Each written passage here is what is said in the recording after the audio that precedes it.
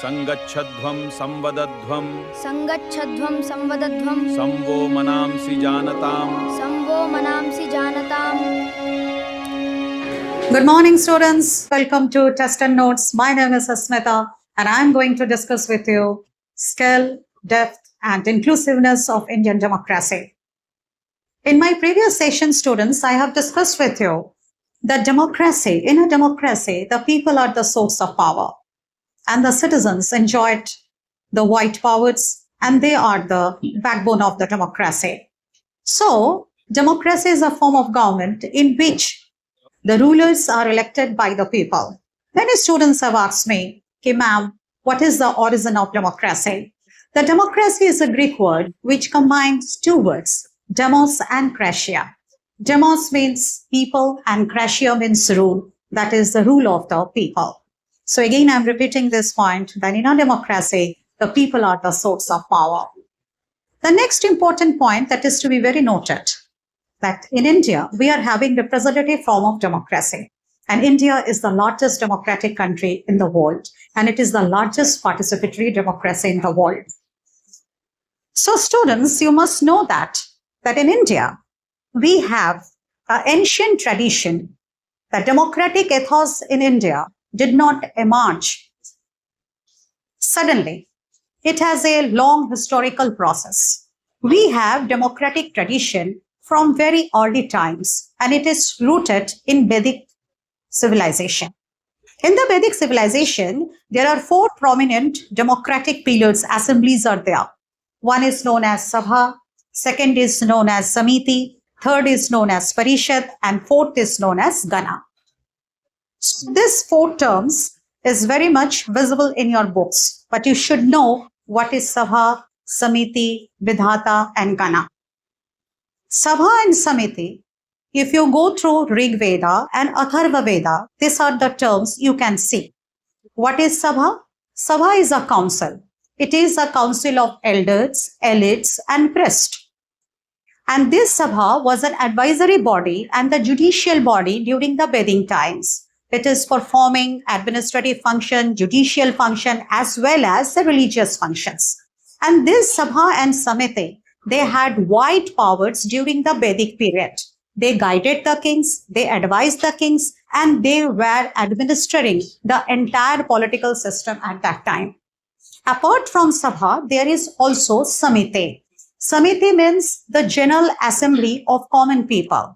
During those days, Rajan was elected by the tribal assembly.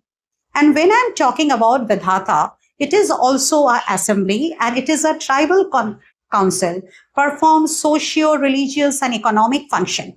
And the most important point that is to be noted here, students, that women played a very important role in these assemblies. And there is also another group that is known as Gana.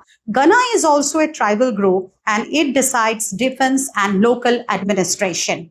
Now, students, I can ask you the questions here that how many democratic institutions are there in the ancient civilization of India, or you can say in the democratic powers they are enjoying in the Vedic period. So there are four, the Sabha, Samiti, Vidhata, and Gana.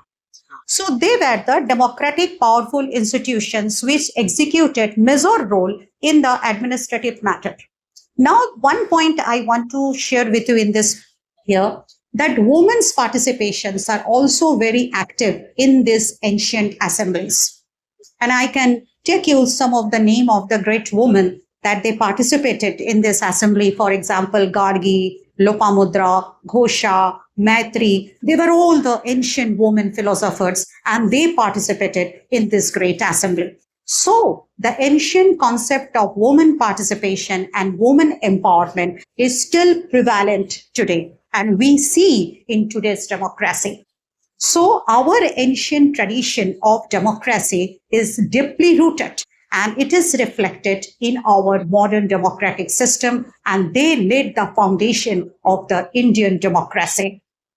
Now, students, there is another important point to be very noted, and it is very important for your examination as well as for your future competitive exams also. There is one prominent sukta in Rig Veda, and that is known as Ekamatya Sukta. Again, I am repeating it, Ekamatya Suktam. What is Ekamatya Suktam? In Hindi, I am just going to explain it. सभी लोग मिलकर समान रूप से काम करें. Again, I am repeating this point. सभी लोग मिलकर समान रूप से काम करें.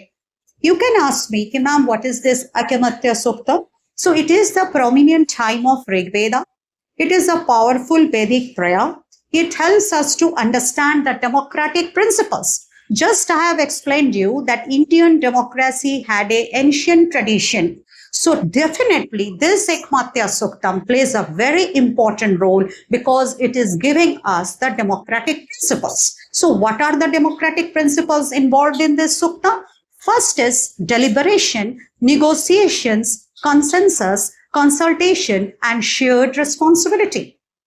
So these are the four basic principles just we can learn from Ekmatya Suktam, and that is the most important prayer of Rig Veda, and it acts as a backbone of our Indian democracy.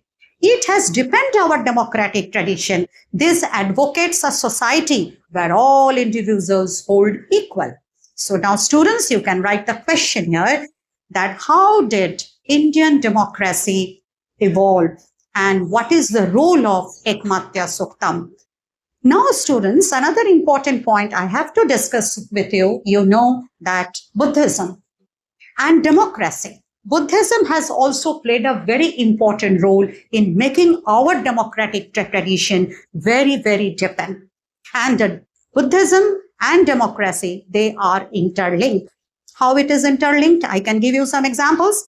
For example, the Buddhist Sanghas, they are operated on the basis of rule of law, and it encouraged debate, discussion, consultation, and also encourages members to elect its leaders, and they made decisions through voting.